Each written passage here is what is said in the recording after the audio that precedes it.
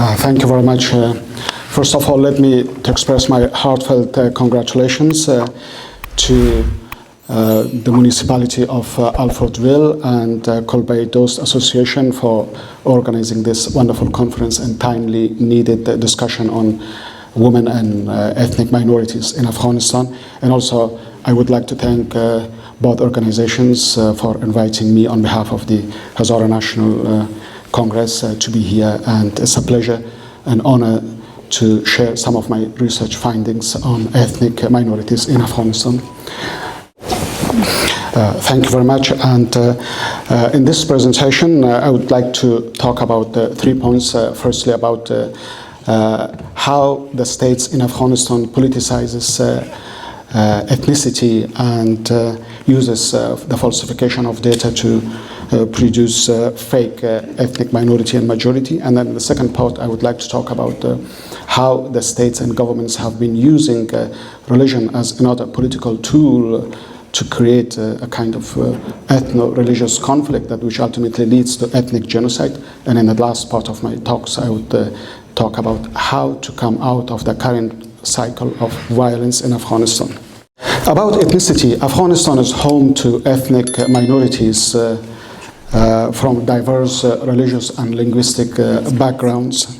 The country does not have an ethnic majority because none of the major ethnic groups make 50% or more of the total population. However, the state over the past 130 years has been politicizing ethnicity and ethnic identity and producing false data to create a fake ethnic majority and minority groups. In this politicization process, the state has been producing false data to exaggerate the ethnic population instead of conducting a reliable national census. Afghanistan's only national census was conducted in 1977-1978, which was not completed. Said that because of security concerns, only 67% of the country's residential areas were covered. And based on these incomplete data in the 1980s, the government falsified the percentage of the ethnic populations by putting Pashtuns above 60% of the total population and other ethnic groups below 50, and the Hazaras the least, about 5%. And a similar data was produced in 2012 by the Academy of Science, a state institution in Kabul. In republishing the Ariana Encyclopedia, the Academy of Sciences wrote that the Pashtun population make 62% of the country, and the Tajiks make 12%, the Hazaras make 9%, and Uzbeks 6%. However, Afghanistan's Central Statistics Department not only questioned the accuracy of this data, but also rejected its own participation in the publication of these data, but also criticized the Academy of Sciences for producing such harmful statistics. The purpose of this statistical exaggeration has always meant to tell to the people of Afghanistan that the Pashtun group make the absolute majority, and therefore they have the natural right to rule the country. And by attributing the lowest percentage to the Hazara people, telling the Hazaras in other ways that to limit the Hazaras' claim or demand for national resources, be it economy, social services, or politics, in proportion to their statistical presence. And that statistical presence was, of course, exaggeratingly falsified. However, growing ethnic consciousness among non-Pashtun groups has forced the consecutive governments to reduce the level of exaggerated data. And accordingly, a recent estimation has identified Pashtuns 40 to 42% instead of 60 plus. And the Tajiks 25 to 31%, Hazara as 20 to 30% of the population. And another data which was conducted by the government in 2017 but never became public, according to that data, Tajik group was identified to comprise, to make 45% of the country's population. The Pashtuns for the first time, according to that data, was 25 to 26%, and the Hazaras were about 13%, Uzbeks about something around 9%, and the other ethnic groups 5.5%. However, this last data, the problem is the last data was that the millions of Sunni Hazaras were counted as Tajiks in the same way as many Hazara and Turkic groups who live among the Pashtuns were always counted as Pashtuns. So this shows another aspect of politicization of ethnicity and suppression of ethnic identity. In March 2018, an institution that claimed to be an international institution tried to identify Afghanistan's population by using satellite technology.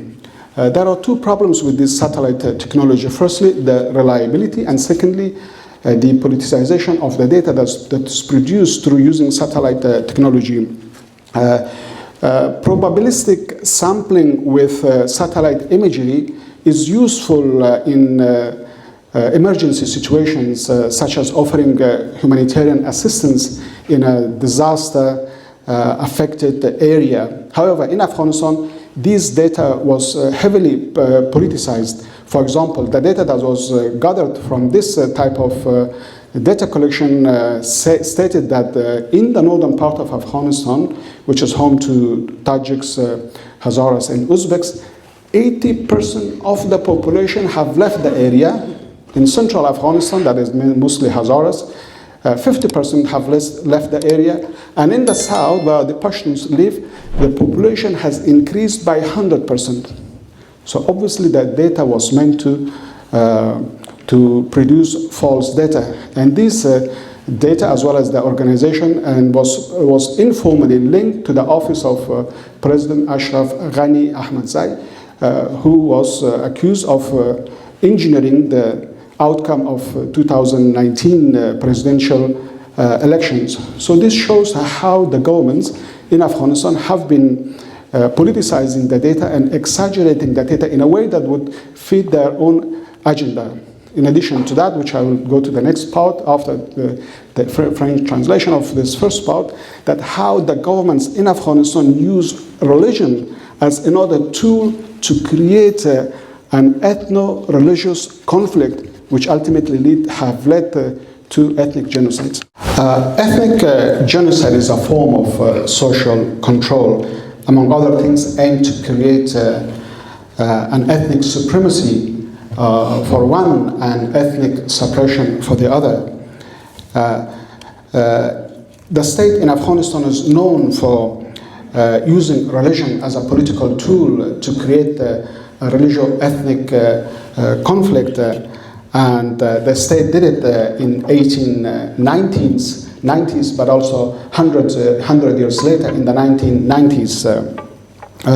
For example, in subjugating the Hazaras' demand for social services in 1890s, the Pashtun ruler by the name Amir Abdurrahman Khan, himself being a Sunni Muslim, asks Sunni religious scholars to issue a religious decree or fatwa to declare Shi'i Hazaras as infidel, meaning kafir, and make jihad against them permissible.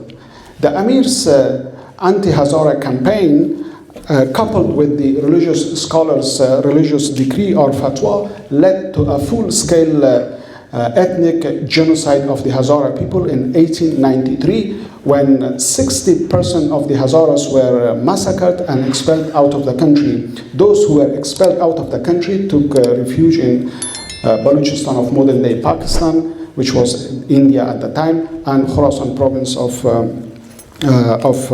Iran.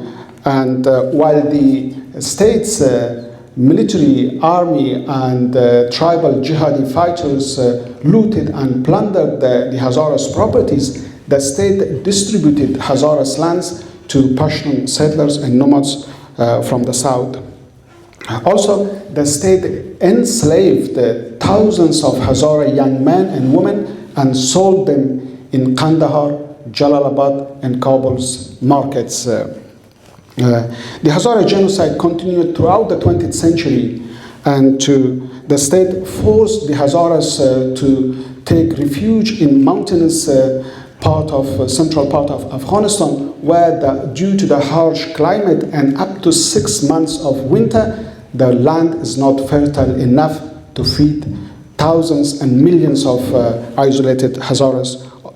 To harden the living condition for the Hazara people, the state never invested anything meaningful in education, clinic, building hospitals or roads, or offering social and economic services to the Hazara people. On the contrary, humiliation and insult have increased in the country, especially in the capital city, Kabul, and major urban areas. The term Hazara became synonym to crime, meaning being a Hazara meant being a criminal, and the term being a Shi'i Muslim meant to be an infidel. So these, being a criminal and an infidel, meaning being a Hazara and Shi'i, allowed the state institutions and the public to insult and humiliate, bully and attack the Hazaras publicly, as well as in the state institutions, whether they were schools or other places. The situation has not much changed for the Hazaras over the past decades. Since 2002, more than 300 genocidal attacks targeted the Hazara educational, sport and cultural centers and spaces of worship. The genocidal attack that targeted Kaj Educational Center on 30th September 2022 killed more than 53 young students, among whom more than 40 were students, female students, and over 110 students were wounded. The state over the past decades have always interpreted, or rather misinterpreted intentionally, Hazara's demand for national resources as an act of fight against national unity. So in this way, the state has tried to politicize ethnicity and